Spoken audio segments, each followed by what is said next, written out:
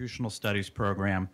Professor Munoz, who normally is our MC for these events, is off explaining the Constitution in Washington, D.C., where they need it far more than we do here. But he did ask me if I could, with a nice crowd gathered today, if I would also announce to you and ask you to put on your calendar a lecture that will be coming up in a short, in just a number of days, Tuesday, September 25th. I believe in this room, or maybe the room next door, Arthur C. Brooks, who is the president of the American Enterprise Institute, will be speaking on a subject perhaps of interest to many of us. The topic of his lecture is called Bringing America Together. And again, that's on September 25th at 11 a.m. In 1030 Jenkins Nanovic Hall. So I think maybe this room or the next room. I'm really delighted to be here and to be, in some senses, a part of this moment. Professor Michael Zuckert, maybe for those of you undergraduates, may not recognize quite how much Michael and Catherine Zuckert have contributed to the life of this university, certainly to the political science department over their many years of being here. And this is Professor Michael Zuckert's last semester teaching at the University of Notre Dame.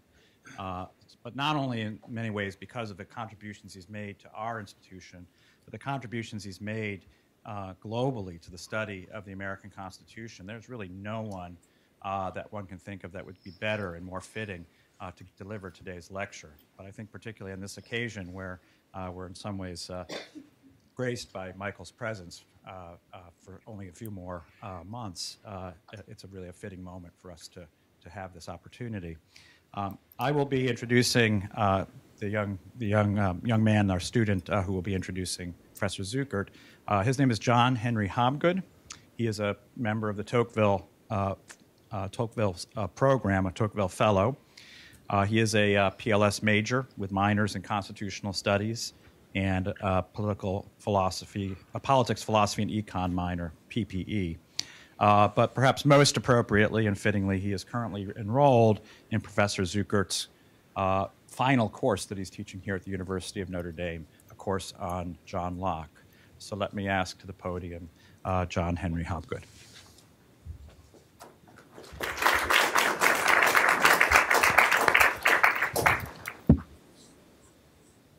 Good afternoon. Like Professor Deneen said, I'm John Henry Hobgood, and as a student in one of Professor Zuckert's classes this semester, it gives me great pleasure to introduce him today.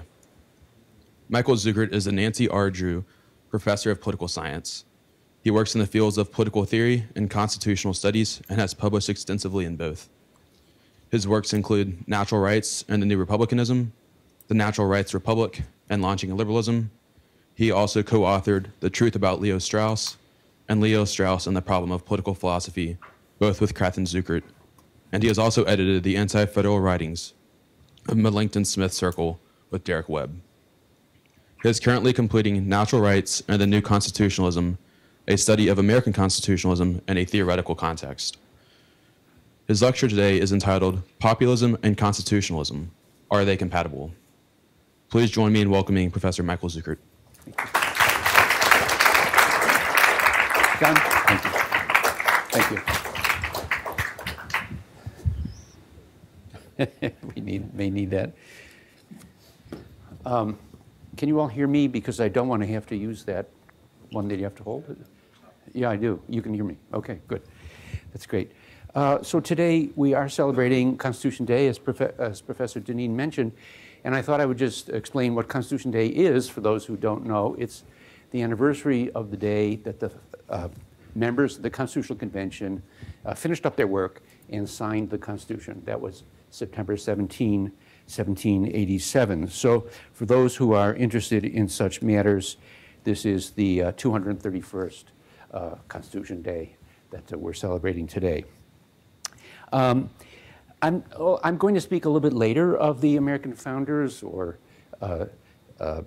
draftsmen or however you want to call them, but I want to speak first actually about Abraham Lincoln. I'm going to start with Lincoln.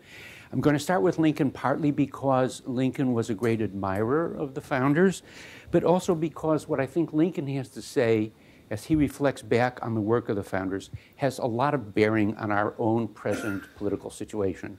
So I thought it would be a way of making a connection between the founding and today via Lincoln.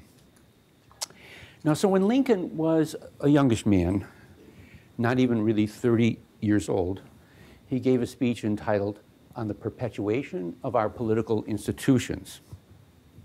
He gave this speech in the year 1838, just at the end, as you may know, of the presidency of Andrew Jackson. Now, Jackson, as you may recall, was quite a controversial president, known for his strong use, and many at the time said abuse, of presidential powers.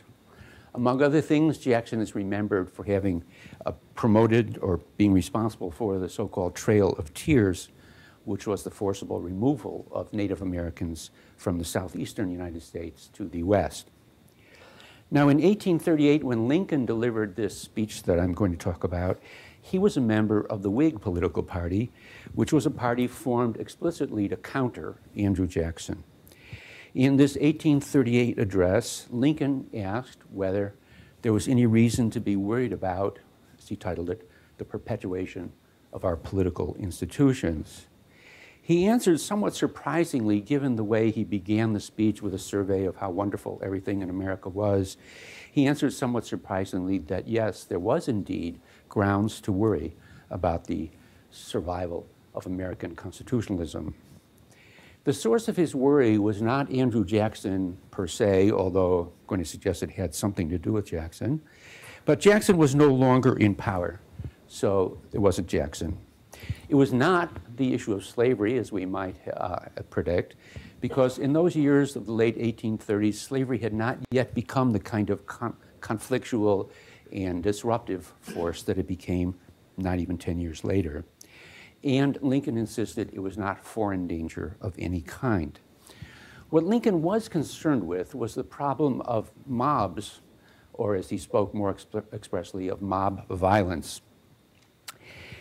He argued that through their direct and even more through their indirect effects, these mobs constituted the greatest threat to the Republic. Now, these mobs, he tells us, are not the outgrowth of any particular region or area of the country. They're everywhere.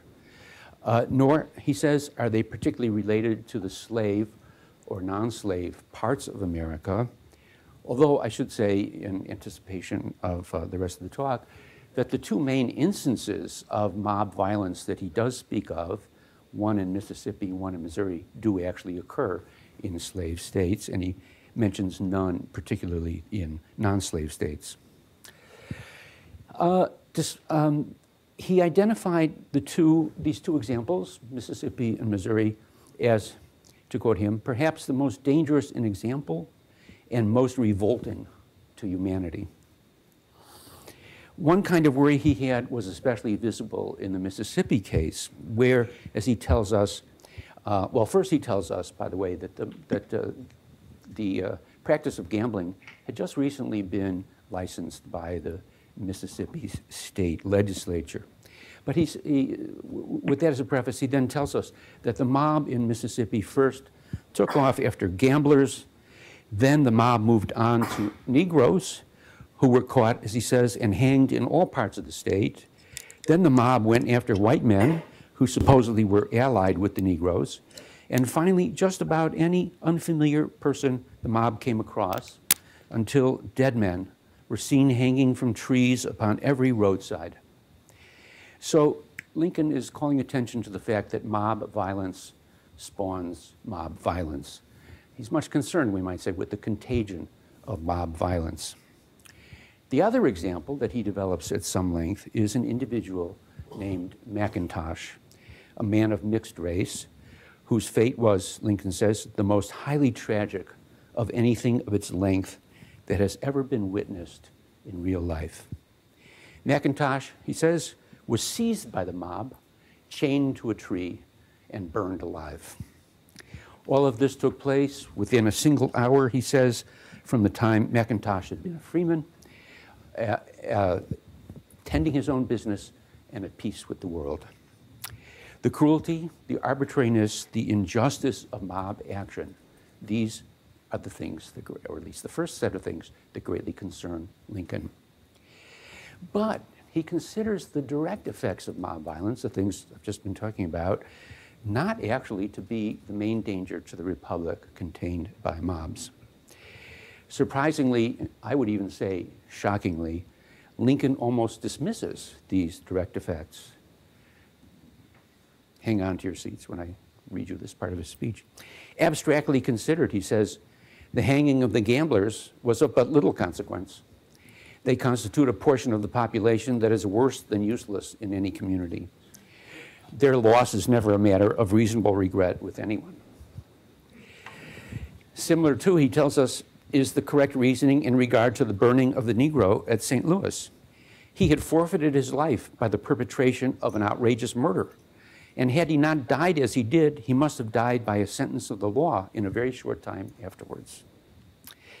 So Lincoln is belittling here the direct effects of mob action, in part in order to highlight the more dangerous indirect effects that he's going to lay out for us now. Just as there is a sort of contagion or expansive power to the violence of mob action in itself, so there is a kind of expansion of lawlessness from the original mob to other elements of the community. And that's where Lincoln sees the greatest danger. The mobs, he tells us, by their example, encourage a group he calls the lawless in spirit to become lawless in practice. This group, the lawless in spirit, has no attachments to the law or to justice in themselves, but accept the restraints of the law only through, as he says, dread of punishment. Seeing that the mobs go unpunished, they, the lawless in spirit, lose their dread of punishment and act out as their hearts have always desired. Indeed, they pray for nothing as much as the total annihilation of government.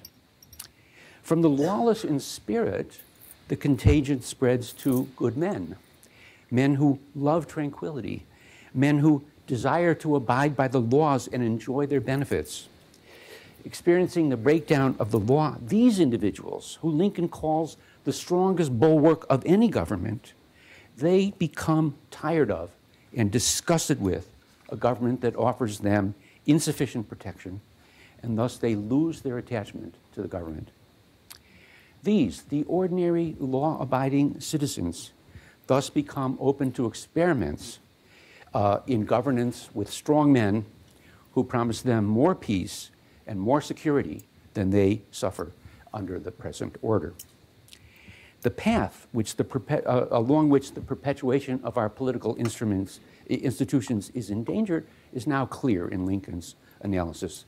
The mobs encourage the lawless in spirit to violate the law, which in turn leads to the disaffection of the lawful in spirit and their yearning for order and security through more effective governance than the Republic supplies. Now, Lincoln's analysis, in my opinion at least, is plausible and is quite a good fit for some of the 20th century political movements that we experienced, say, in Germany or Italy in the 1930s. But one aspect of his analysis should make us sit up and take special notice, I think. The original mobs that he speaks of are not the same persons that he calls the lawless in spirit. These latter, the lawless in spirit, are liberated to lawlessness by the mob violence, but they're not at all the same as the mobs. The mobs Lincoln is concerned with are not the same as the mobs we might identify with rioters or others who become lawless in practice when they loot big box stores and walk off with 75-inch LED screen televisions. No, Lincoln's mobs are those who share, as he puts it, a growing disposition to substitute the wild and furious passions in lieu of the sober judgment of courts, and to substitute the worse than savage mobs for the executive ministers of justice. Lincoln's mobs, in other words, are not common looters, but are groups who act in the name of and in order to effectuate justice.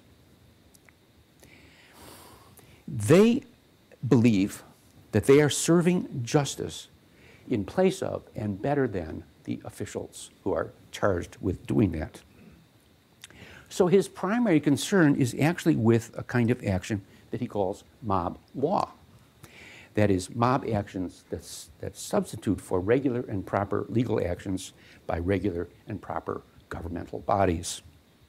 Now, that observation not only gives an insight into the scope of the problem Lincoln has in his mind, but also a suspicion of the most likely causes of this phenomenon of mob violence. Now, in America, the idea of the people exercising political power is not, or at least should not be, strange to us.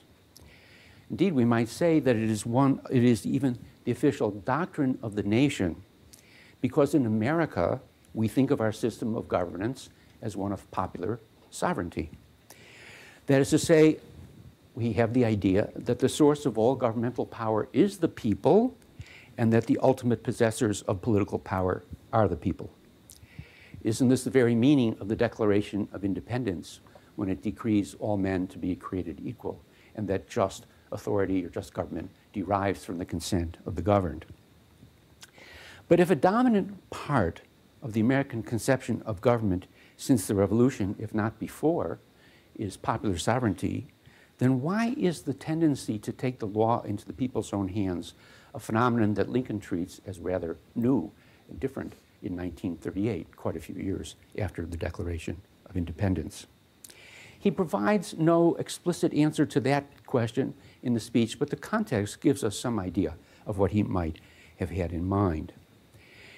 He's writing during the so-called Jacksonian era, which is widely known in American politics as an era of democratization. Suffrage requirements became more democratic in the states. The rhetoric of the common man, of common man's rights, of his dignity, became the order of the day. Political participation through the vehicle of the political party became ever more widespread. And the favored spoil system became entrenched in national politics and made for more participation, actually, in governance than had been the case before. So the common people, well, put it this way. During the Jacksonian era, the nation moved toward more directly empowering the people through democratic reform. So just as it was an era of democratization, so it was an era of turning against elites who were portrayed often as usurpers of the people's right of self-government. The so-called Republican or Democratic-Republican Party of the Virginia presidents, Jefferson through Monroe, became simply the Democratic Party, losing that qualifier Republican. The Whig Party, mostly representing the shunted-aside elites, arose in response to the Jacksonian movement. So with the Jacksonian movement, the idea of the nation as based in popular sovereignty took on a new saliency.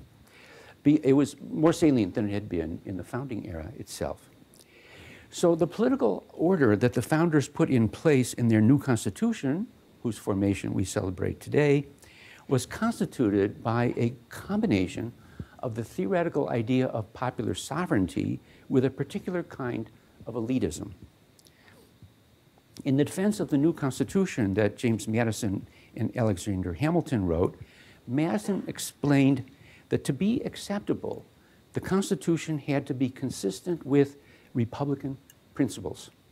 Now, he went on to say that the word republic had been understood in many, many different ways through the course of political thinking about forms of government.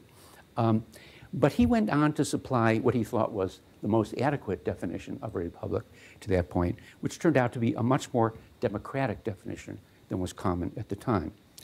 In Federalist Paper number 39, he defined a republic to be a government which derives all of its powers directly or indirectly from the great body of the people and is administered by persons holding their offices during pleasure, that is to say, the pleasure of a superior officer, or for a limited period, that is a set term, or during good behavior, that is to say, like the courts, for life, unless some bad behavior is discovered through an impeachment process.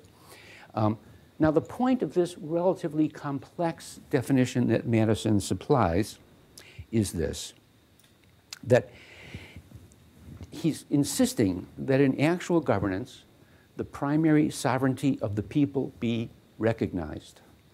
All governing officers are to be selected by the people or by persons themselves selected by the people.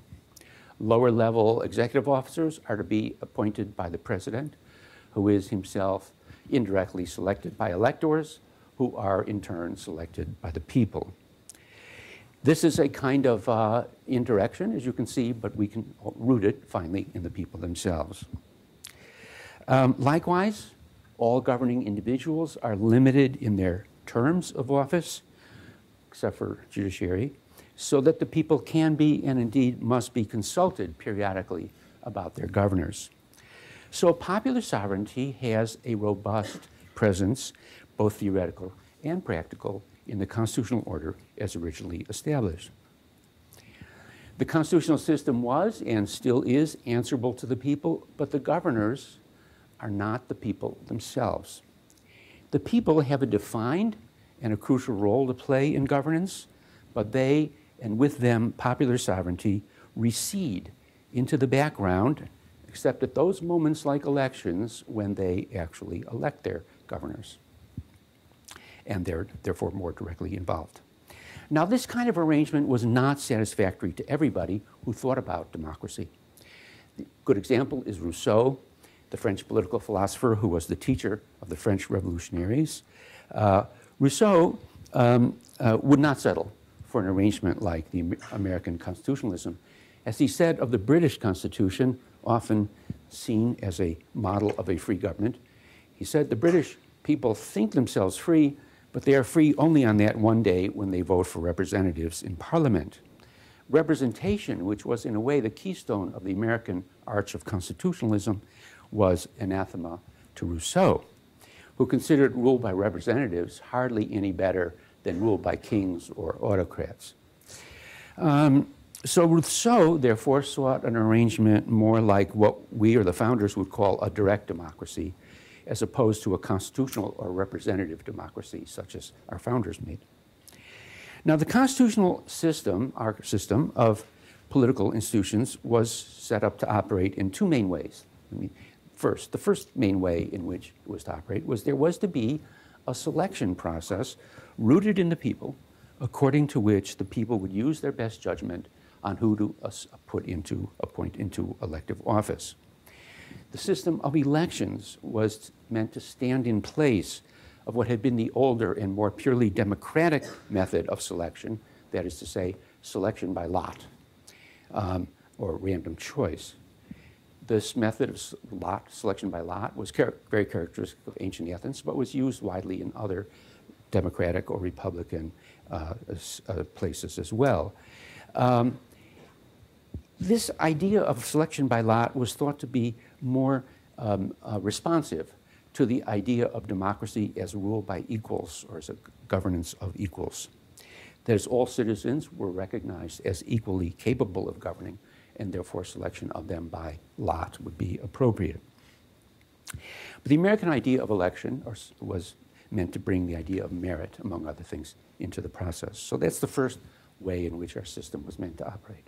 The second way is that the officials were to operate within offices which were strictly defined by the Constitution and by legislation meant to effectuate the Constitution, which laws and structure both granted and limited powers of the officials and placed each officer within a broader structure of offices where no single body of persons could legislate, execute, and adjudicate the laws. Thus, the kind of heated and expansive action taken by mobs would not be possible in this kind of system. That was the idea. Operating according to rules and to procedures, public officials would not act so cruelly as the mob in St. Louis did toward McIntosh, nor so irrationally as did the mobs in Mississippi. So the founders created institutions grounded in and answerable to the people, but emphatically not the people themselves, not the people particularly operating independently of constitutional forms and formalities.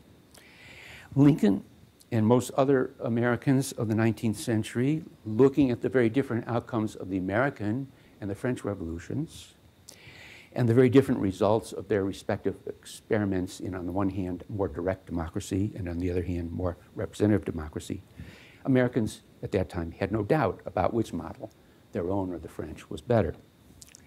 So at the same time that the nation understood itself as a popular sovereignty-based republic, it also possessed a set of governmental institutions which, though derived directly or indirectly from the people, were just as firmly not the people themselves.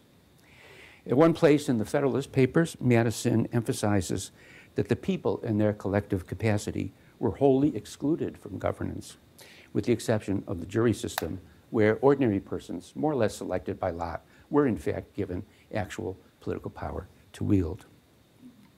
But generally speaking, the founders found themselves or put themselves into the complex position of affirming the people as the source of authority, but denying that the people as such were fit instruments for wielding this authority that belonged to them. Now, the founders made a commitment to be governed by these officials acting under the structure of powers and offices as established in the Constitution. The commitment to the Constitution and the shaping of political officers according to the law of the Constitution was what American constitutionalism meant. When the people, in Lincoln's case, in the form of the mob, takes over, the law tends to be overrun by passion and anger, by righteous desire to do justice, but also by an inability any longer to judge soberly where justice lies. So the structure of constitutional offices puts a damper on passion, gives guidance to action through the provisions of law, and imposes checks on the tendency to act impulsively. So direct governmental action by the people was opposed to American constitutionalism, even though the source of governmental power was the same people. For this kind of constitutional system to work properly, the people must accept both the limitations imposed upon them by the law and Constitution, and also the responsibility that they retain for holding governors responsible, that is, they had to keep an eye on these governors that they put in place. For Lincoln, as we see later in his career, this translated into a kind of robust self-government, but also into a recognition, also into the need for a recognition by the people of their need to defer to the law as administered by officials.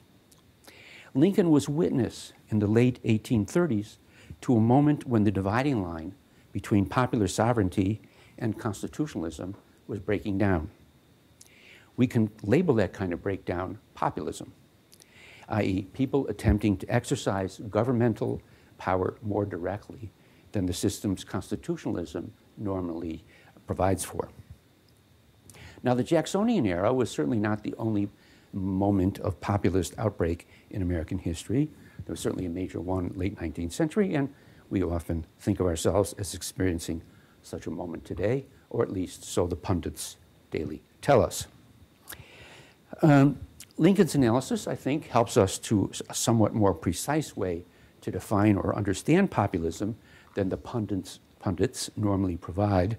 And it also gives us a way to understand the periodic outbreaks of populism, and now in America and now in other places that are like America.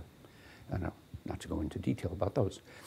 The analysis in the Perpetuation Address, I think, helps us to understand why Lincoln worries over whether such a nation can long endure, as he put it in the Gettysburg Address. On the one side, the success of the regime depends on the people keeping to their proper place. Lincoln outlines very well the consequences of their not doing so, the bad consequences of their not doing so. But on the other side, there's a constant temptation toward populism in the regime based on popular sovereignty. Because looked at philosophically, as say Rousseau did, populism is merely the people taking directly into their own hands what constitutionalism has placed in other hands, but which power, after all, truly belongs to the people themselves. So what Lincoln is looking at with dismay and foreboding could also be described as a movement toward more democracy, toward direct or participatory democracy. That is the positive way to describe the swing of the pendulum toward populism. Now, given the way that populism relates to popular sovereignty, it's not a big surprise when Lincoln, in what otherwise seemed a stunning reversal, provided a kind of justification of the mob law that he also denounced so strongly. Recall his comment that, abstractly considered, the hanging of the gamblers at Vicksburg was of little consequence, indeed might have been a good deed. And of McIntosh, he had also expressed a shocking excuse for the mob's action. So judging solely on what the mob intended in taking the law into its own hands, Lincoln gives us to believe that their action was just and aimed at the public good. Thus it is clear why these mobs are not the same as the lawless in spirit, that is, those who obey the law only from dread of punishment. These mobs act in the name of justice rather than lawlessness. This, I think, is an important takeaway point from Lincoln's presentation. The populist mobs are not moved by an aspiration to self-enrichment as are looting mobs, or by aspiration to anarchy and general lawlessness, but by a concern for justice. So Lincoln, to a degree, rehabilitates and even endorses the populist activists. I say to a degree only because Lincoln maintains his view that through its indirect effects and through its liberation of political action from the constraints of law, it threatens injustice through the activation of passion and hot judgment rather than the more rational and cooler passion encouraged by regular, lawful, constitutionalist action. Lincoln, I think, overstates his approval of the mob's direct action in order to make his point about the intimate relation between populism and popular sovereignty. So up to this point, Lincoln leaves us with an important question. Why did populism just now break through the boundaries of constitutionalism? The background, of course, is the Jacksonian era, but that doesn't account for the actual events that occurred. In answer, he suggests a set of causes. The example of mob law, to which he gives most attention, I think, the example of mob law to which he gives most attention is the hanging of the gamblers in Mississippi. I want to talk more about that. Why did the mob all of a sudden take the law into its own hands and start hanging gamblers, and from there, all kinds of other people? Lincoln himself says this can be understood as a spirited public action aimed at the common good. But he also tells us that these very gamblers and their occupation were so far from being forbidden by the laws that they had been licensed by an act of the legislature passed but a single year before. He deploys that fact in order to emphasize the lawful character of gambling, but he also insinuates something quite different at the same time. The Democratic legislature of Mississippi licensed the gamblers in the very recent past, but in doing so, the legislators seem to have been greatly out of touch with their constituents, with the very people who put them in office. Although I do not possess detailed knowledge of the situation, I do know three things that I think are particularly relevant here, and I'm going to mention them one after another. First, the people of Mississippi, even more then than now, were mostly Baptists. Second, Baptists are strongly opposed to gambling as a moral and theological evil. A resolution of the Baptist Convention from as late as 1984 goes as follows. Whereas gambling is an immoral effort that creates deliberate risks not inherent in or necessary to the functioning of society, be it therefore resolved that we, the messengers of the Southern Baptist Convention, encourage Southern Baptists to work diligently with other Christians and other responsible citizens who oppose the spread of legalized gambling, and that we express our prayerful support and strong encouragement for those who are providing courageous leadership in vigorously opposing the legalization of gambling both at the state and national levels. It is unlikely that the Baptists in 1838 were less opposed to gambling than the Baptists of 1984. Third point, third thing I know that I think is relevant. When the actions of a legislature go so clearly contrary to the clear preferences and sensibilities of their constituents, there's usually a special explanation. In the 19th century, this explanation was usually called bribery. In the 20th century, it's things like campaign contributions or other kinds of special favors and benefits offered by interests that hope to benefit from legislature, special benefits offered to the legislators.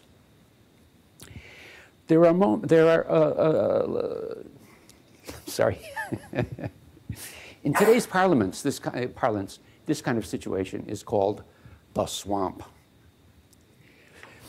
The opposition to governing elites who benefit themselves rather than their constituents can be stated in the slogan, "Drain the swamp." There are moments, in other words, when the people wish to take back their sovereign power, moments when they believe that their constitutional rulers are out of touch with them, with their goals, and with their moral sensibilities. These moments are especially severe when the people suspect that the governors are really just out to feather their own nests. Now, Lincoln points us then to the when and the why of the periodic outbursts of populism that have punctuated American history. That analysis should lead us to expect that so long as the nation is so conceived and so dedicated, that is to say, grounded on human equality and popular sovereignty, we can expect these periodic outbursts of populism. Lincoln's analysis of the close connection between populism and popular sovereignty is probably the most valuable lesson his populist moment has for our populist moment. One implication is that we should not look at populist outbursts as novel or freak events. They are, in effect, baked into the three-cornered political order that we have of popular sovereignty, constitutional democracy, and populism. Lincoln's analysis is both reassuring and worrisome. On the one hand, so far as populism is endemic to our kind of regime, and so far as we have arrived or survived past bouts with it, we can be confident, to some degree at least, that we can survive this one too. But far more overt than the reassuring implications of Lincoln's speech are his very explicit warnings of the dangers inherent in the populist moment. Many details of his moment obviously differ very greatly from those of our moment, which I'm not going to go into now, but the danger that populism poses, or the challenge that it poses to rule of law, is something that seems common to all of them. So the populist disaffection of the ordinary good citizen is an outcome always to be deplored. But it can be especially serious, it can be an especially serious challenge to our institutions when it interacts with another potentiality lurking in the American system. There exist individuals, claims Lincoln, of extraordinary ambition. These are not individuals who possess the ordinary kind of ambitions that can be satisfied by a seat in Congress or by even by the presidency. The founders, Lincoln sees, and if you'd all see if you read the Federalist Papers, built offices meant to be of sufficient power, of sufficient prestige, of sufficient notoriety, we might even say, as to satisfy human beings of ordinary ambition. These people are not a danger to the constitutional order because they can find their satisfaction within it.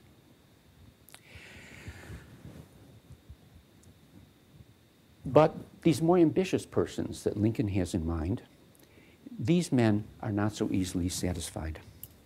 He calls these men, the more ambitious men, they belong to the family of the lion or the tribe of the eagle, and they are not satisfied with positions created within a political order created by others. As he says, towering genius disdains a beaten path. These men, he goes on to say, find no distinction in adding story to story upon the monuments of fame erected to the memory of others. They do not seek fame within the constitutional order established by the Washingtons, the Madisons, and the Jeffersons of the founding era, but they seek to supplant the founders' political orders and set up new ones of their own. They set out to be the new Washington, the father of the country, or the new Madison, the father of the new political order. Now, nothing suits the aims of these very ambitious men than the populist emergence of a disaffected citizenry whose grievances and aspirations they happily serve in order to serve their own aspirations. As Lincoln said, these lions and eagles thirst and burn for distinction, and if possible will have it, whether at the expense of emancipating slaves or enslaving free men. And that combination of the disaffected citizenry and the individual of lion-like ambition lies, in Lincoln's view, the most potent danger to our political institutions, because the greatly ambitious individual has a will to overturn the established order, and the disaffected citizenry is willing to sign on for the attempt. Now, as we attempt to assess this present populist moment, we must ask, don't laugh, is Donald Trump the sort of towering genius who Lincoln warned against?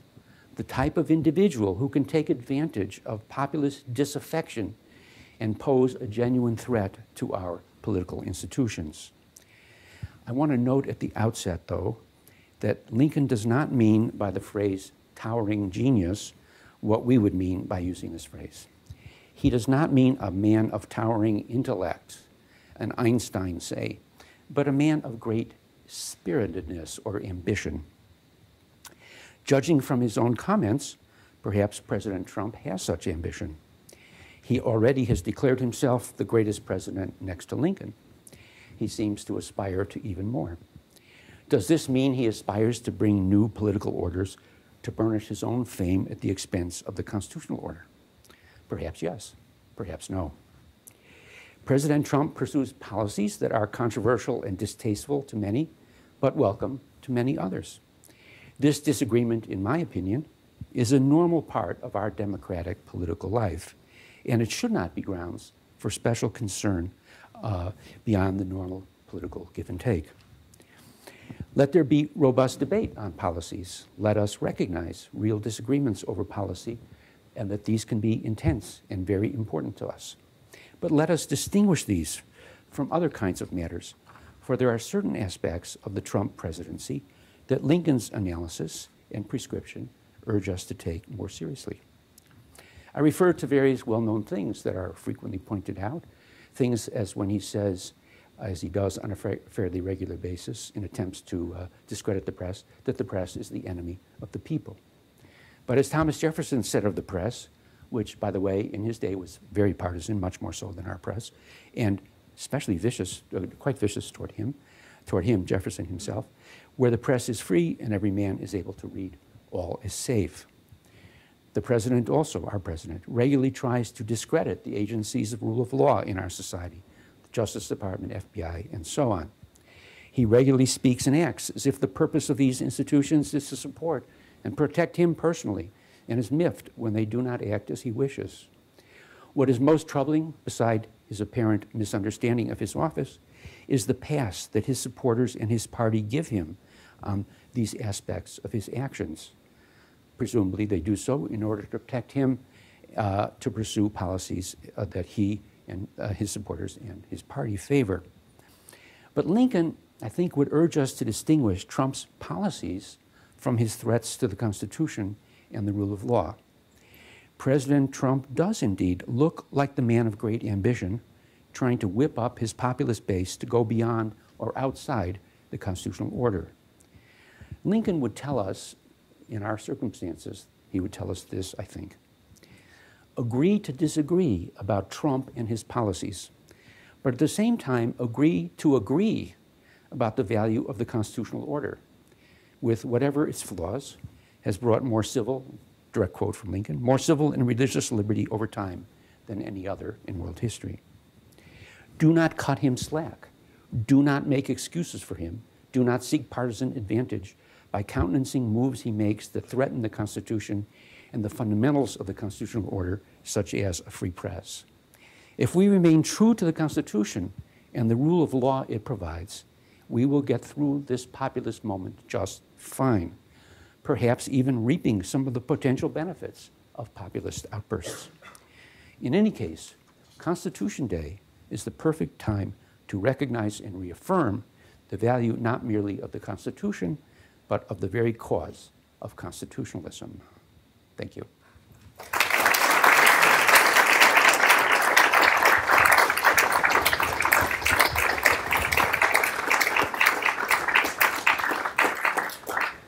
Terrific. Thank you so much, Professor Zuckert. We have about 25 minutes for question and answers.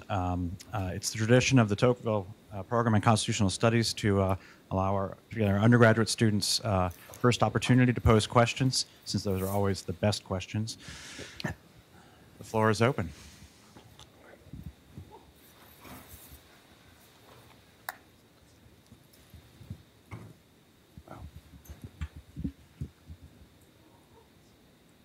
Graduate students?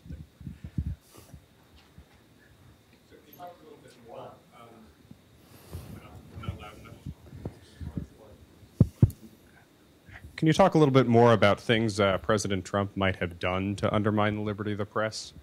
And maybe make a distinction behind what happens if a president, well, let's say explicitly has views that oppose the constitutional order, a president that's against some amendments to the Constitution, say, well, we should amend these, get rid of these.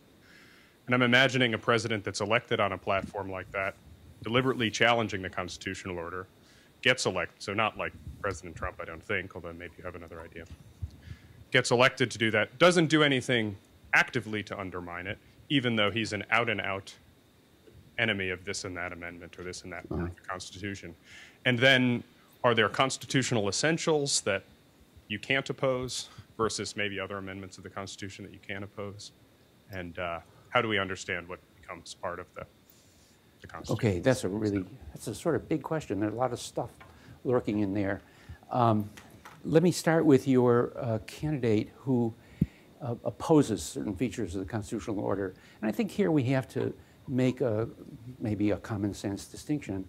Let's say if you're running earlier in the day on a platform to move from state legislative election of senators to direct election of senators. Well, this is unconstitutional, I mean, as it stands.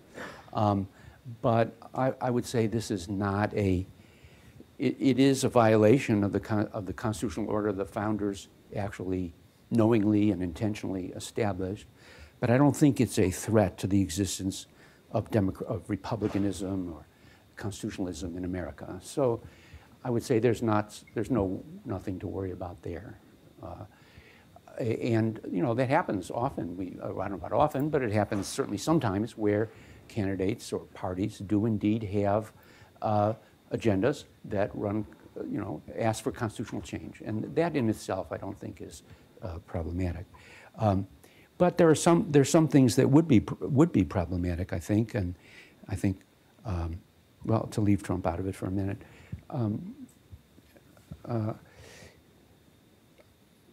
policies which would, or let's say an attempt to overcome the independence of the judiciary. I think the independence of the judicial system, including not just the courts, but Justice Department and other ancillary parts of the judicial system, these are dangerous and bad, and those should be opposed. Now, when there is a piece of this story that we need to take on board ourselves, which is, at the end of the day, the survival of American constitutionalism is up to us, the people. That we have to do something. We have to do our part in this system. Even if our part is not to be the direct governors ourselves, our part is to hold those governors responsible and to hold on to the essentials of the constitutional system. So something like the Notre Dame Constitutional Studies program, a very crucial enterprise within the citizenship responsibilities and needs of this nation, should be encouraged. And many people, maybe all students at Notre Dame should major in it. I don't think we have the staff for that. Minor ed. But I mean, I think we have to recognize our responsibility in pushing back when there are things going on that are problematic in this way, which requires, on one hand, that we get some education in what those problematical things might be. Yeah. What would I leave out? I know I left out a lot of stuff, but is there something you want to press me to say more about? What are the parameters of the constitutional essentials that you cannot? That we would say, to oppose this amendment, to oppose separation of powers, I suppose in the example you gave, independence of the judiciary, this is off limits. To oppose, okay, who elect senators, to oppose this element of federalism, that's okay, but not separation of powers. So what's your rubric for those constitutional essentials that, you know, if you had to teach your studies minor class, and now you have a minute to answer the question, but what would those be? Yeah. Well, I think one of the things, so we're a democratic republic, so the idea that political power ultimately is responsible to the people, that's an essential. That there be elections, that there be a free press, that the people not discredit the press in the way the president constantly attempts to do, because the press cannot fulfill its function if people are primed to dismiss whatever they find in the press that the president tells them not to believe. That, I think, is getting very close to pushing at a constitutional essential. Beyond a few items of that sort, it becomes, we have to see the circumstances raise the possibilities, and we have to know something in a broad way about the system in order to apply what we know to the specific issues as they arise. So if we had had this conversation 5 years ago, I would have never thought that we have to spend time talking about how dangerous and bad it is that the president is constantly discrediting the press. I mean, it just wouldn't have entered my mind as an issue. But maybe I would have had somewhere in there an idea that, well, if somebody did start to do that, that'd be something to worry about. So I can't give you I don't have a laundry list of those things. I'm teaching a seminar right now on James Madison to undergraduates, and I think in that seminar we're more or less, what you learn about Madison in that seminar is what you need to know.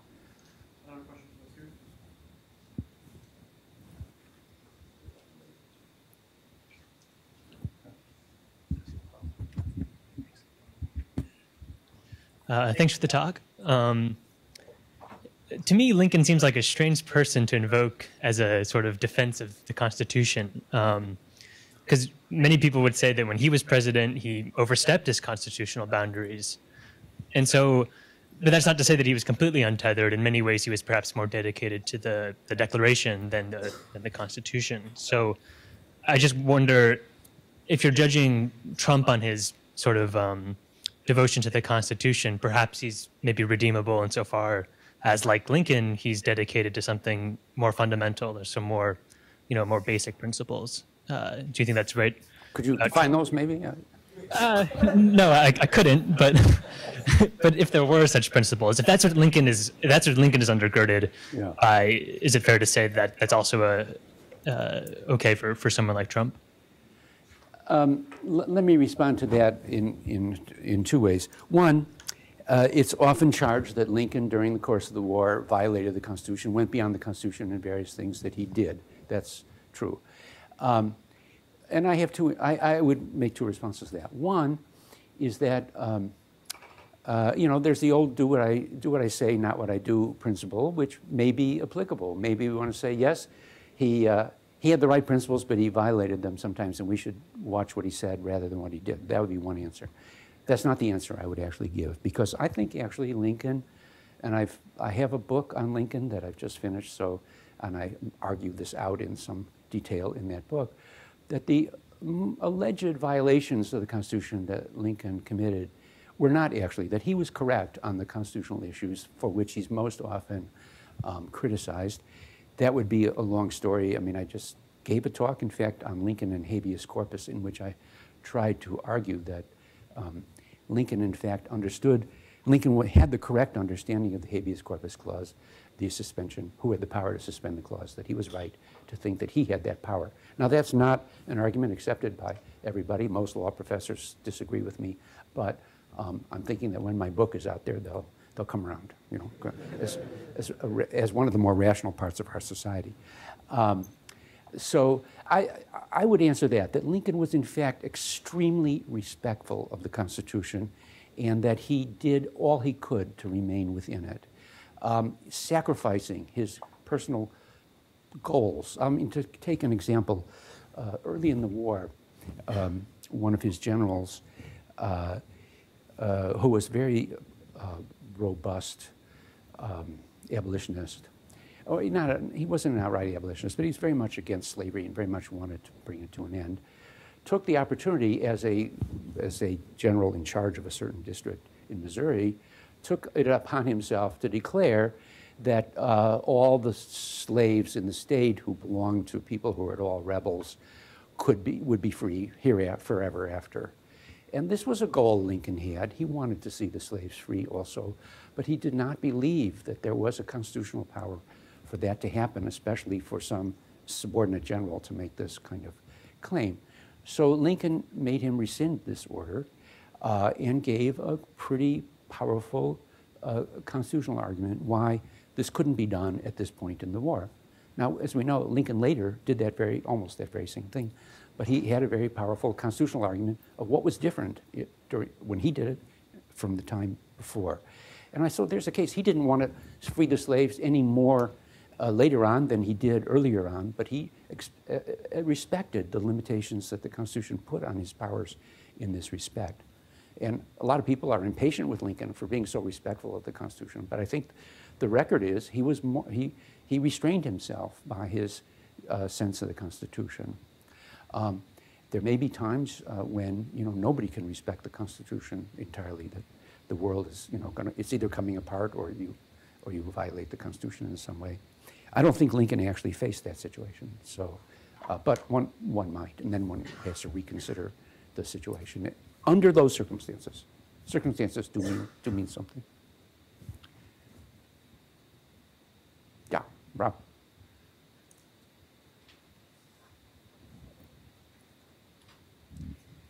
Thanks, Professor Zuckert. Wondering if you could say a little bit more about the relationship between the mob of citizens who are concerned with justice and they're taking it into their own hands, and that of the lawless in spirit in these terms. I think that connection is really relevant to today, both in the United States, because we see, for example, those who want to drain the swamp having some sort of connection or potential affinity to white nationalism, or, for example, in Charlottesville. Or in Europe, this is even far more pronounced, where you have kind of the remnants of neo-Nazi parties, but who are also kind of combining with the populist movement, who are concerned with questions that they see as bearing on justice and the ineffectiveness of the EU. So, if you were to advise the mob who's concerned, who wants to drain the swamp, those who are interested in things that they see at least as being connected with justice, on how to interact or how to perceive the relationship vis-a-vis the lawless in spirit, right? Because those will be connected in somehow. Anyway, your thoughts on that relationship given our current moment? Well, I mean, I think I would say to both groups what Lincoln said, which is the better path is the path of following the law, lawful constitutional democratic procedures. I guess I meant if assuming that the lawless in spirit are they're more concerned about power, about outcome, that there's less of a concern with justice. In other words, you have people who are concerned with justice, but maybe the numbers are incorrect. A group that isn't concerned with justice, but they have the same ends in mind. To me, that poses a difficult political problem. Well, I mean, as Lincoln puts it, the lawless in spirit are held to law obedience by fear of the law. And it seems to me to be what the lawless in spirit always need to have held over them, which is fear of punishment. And so I would say if you're faced with the lawless in spirit, you have to respond to them in the proper way, which is to bring the law and its force to bear on them. Okay, is that getting at what you're getting at? Okay, yeah. Yeah, in the back, yeah, Christian.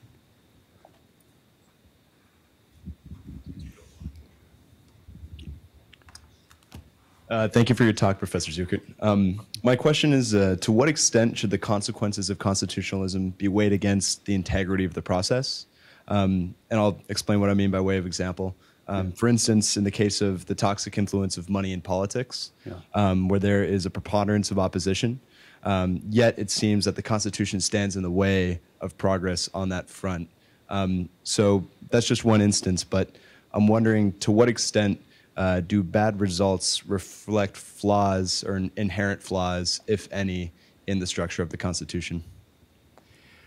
Good question, and this is perhaps a good situation here because the people we would have to appeal to change the laws with regard to the influence of money in politics are the very people who benefit from the role of the influence of money in politics. So it's hard to ask them to do anything about it.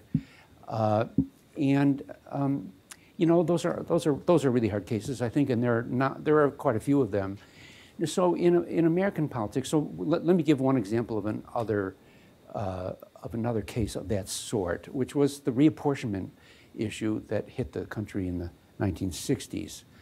So there was a case where there was very unequal districting between urban areas and rural areas in many of the states, maybe most of the states. And to go through the democratic process in order to try to correct that was difficult because the people who benefited from the over-representation of rural areas were the same people who would have to change the laws, change the districting, and they were disinclined to do that. There's a case where the courts actually, I think, played a legitimate and valuable function because not having exactly a pony in any of those races, they were able to take a more principled look at the situation. The role of money in politics, I think, is a little harder because there are clear competing, what we might call constitutional values on both sides of that case. So the role of money in politics, it is a free speech or a free expression issue, as well as being an issue of undue or improper influence. So in the long run, you know, I mean, on the one hand, we have to say sometimes there just are not solutions within any constitutional system to some of the problems that the system faces, and that may be the thing. The other thing we have to say is that on this issue, as on many issues that we often get frustrated with Congress's inaction on, I think we need to keep at it. I guess that's what I would say, keep at it. And be more, I mean, there's plenty of room for electoral change in America because with our turnout rates, we're obviously not every citizen is doing a job in putting pressure on Congress or making their views known. So there are things we could do that might change the political dynamic of it, and we should try those. But I think sometimes we have to recognize that there'll just be gaps in the system that can't get fixed. Or there is always the alternative that I can appeal to my other course, my Madison course that you're in, but I'm teaching a course on Locke, and Locke says in such a case we have the right of revolution, and we could try that, I suppose. Yeah, in the back.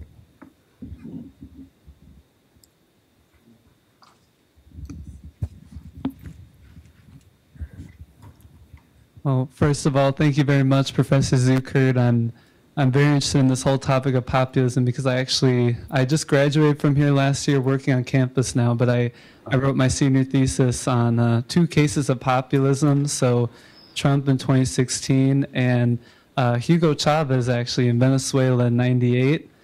And I was just comparing and contrasting the conditions under which they were elected as well as some of the strategies, some of the campaign strategies they were using. So I guess what I was thinking a lot about during your presentation and during the whole writing process for my thesis was this distinction that populists tend to make between the elite and the people, the common man versus the elite, the swamp, whatever you want to call it.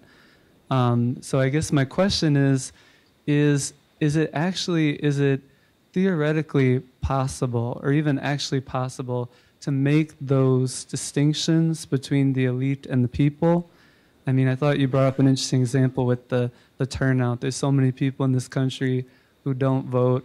And I mean, the swamp, the elite, the establishment, all of that is part of our everyday lives. And in some ways, we're part of it. We're even complicit in it. So I guess, yeah, how exactly does someone make those kinds of distinctions? Between the elite and the people? Well, Yeah. to some degree, that's a distinction that is chosen, you know. Some people chose to call themselves the people and others the elite, and vice versa. So it's a hard call in that regard. But in some regards, it's clear there are some people, some groups, some people in society who have more power, more political power, more sway on what goes on than other people. And I suppose that, I mean, that's a very imprecise kind of idea, but it's real. And one could use that, I think, as some measure of elites versus, in Venezuela, I would guess that wasn't maybe such a hard call, was it? Where's Alejandro? You can respond to that part. I'll leave that for Yeah. So did you find that in your own research part of the issue, that people had a hard time identifying who were elites and who were people? Well, I think in the case of Chavez in Venezuela, it was pretty easy for people as well as Chavez himself to identify who was the elite and who was the people. I mean, in that case, I found it to be more of a, there was more of a socioeconomic aspect. So it was more the wealthy versus the urban poor. And Chavez really took advantage of that by presenting himself as someone who had come from an urban poor background and who was fighting against, the so-called corrupt, wealthy elite. Well, I mean, let's take the example of those Mississippi gamblers again. I mean, in that case, the elite would be the people in the legislature who are, benefiting presumably from some special benefits they're getting from gamblers who want to be licensed, as opposed to, the rank and file constituents who, at least with regard to this matter, certainly do not see themselves as elites. But I'd say in the general public discourse that surrounds the use of those terms, usually is meant there's some people in society who have more money, more wealth, more status, and more political influence than other people in the society. And that's a rough boundary line, but that's I think what is usually meant when those terms are used in normal public discourse. Professor Zuckert, if I can just take the last question and then we'll let you go. I'm actually building on this question. Given what you've told us that populism has been with us for a very long time, and we see these eruptions, I think you put it, it's endemic to our system, and we see these eruptions. I think many of us who are living through this moment at times feel that there's no clear path that we could see to the sort of standing down of this current impasse. Indeed, what seems to be getting, it seems to be destined to get worse, much worse before it gets better. We see a kind of ratcheting up on each side, and each side more or less arguing for the illegitimacy of sort of the other side right now. So given that your thesis is that this happens and this happens with some regularity, is there some hope for historical precedent or from historical precedent for what might be a source of moderation that could assuage our current concerns? Would that come from the constitutional sort of design or order itself, or does it have to come from some resource outside of the Constitution? And if the latter, do we have those kinds of resources in the current political order? It's funny because I just gave this same talk in Montana, where I had never been before. It was an interesting experience to go to Montana. And one of the students actually, after the talk, asked a very similar question, although he put it a little differently. He asked me, did I agree that there was likely to be a civil war in America within the next decade or so? And I said, well, maybe it's wishful thinking, but I don't think so. And he was of the view, I mean, more or less the background view that you were, which was that everything was getting worse, and there was no prospect for people standing down. It seems to me, I mean, you know, I don't want to go on record predicting anything on this issue, but, well, I did predict, I guess, that we'll not have a civil war within 10 years. I think I'd stand by that. But whether we'll have a really calmed down political environment, that's one I think a little harder to make a prediction on. Partly, it's an example of, I think, the role of contingency in politics, which is to say, it all depends. What does Mueller discover, or, you know, has he discovered anything that will make a difference? What does Trump do next? Will he do something that will make a difference? And since I don't know those outcomes, it's hard to predict how this one is going to play out.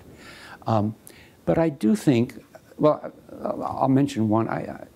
It seems to me we don't give enough role to the power of boredom in politics. That is, after a while, people get tired of doing what they're doing and they give it up and they start doing something else. And I think the level of intensity here maybe will kind of calm things down a little bit. So either one thing will happen. Trump will go on and the country will not fall apart. People will probably still oppose him, but the level of intensity of their opposition will dial down a little bit. Or alternatively, the people who support Trump will, for one reason or another, they'll get disillusioned with him, or they will realize they're getting so much but not more. You're not getting tariffs, I suppose many of them won't want that, but not other things. As far as the broader picture, I think the fate of these populist examples or instances of outbreak are rather like the role of third parties in American political life, which is to say every once in a while we get third parties and then they disappear. That is, we don't have an environment which makes for an abiding three-party system very workable. But often what happens is that what the third party is pushing for gets absorbed by the other two main parties to the degree that, you know, to some degree, can't say just exactly to what degree, get absorbed to some degree. And I think that is actually, in a way, happening even. I mean, some of the things that the populist disaffected populists want are in fact being adopted. And we'll see, you know, over a few years what difference that makes to them. And some of the rest of us who aren't part of that populist movement may realize, well, it's not what we would have chosen to do, but it's livable. And so that too, I can see that as an outcome. So. Well, I think that, among other things, your lecture today makes clear that you can't leave until you have made the constitutional minors requirement global for the University of Notre Dame. All right, I'm for that. And that will give us a full cause and justification for not letting you go. Would you join me in thanking Professor Michael? Thank you all.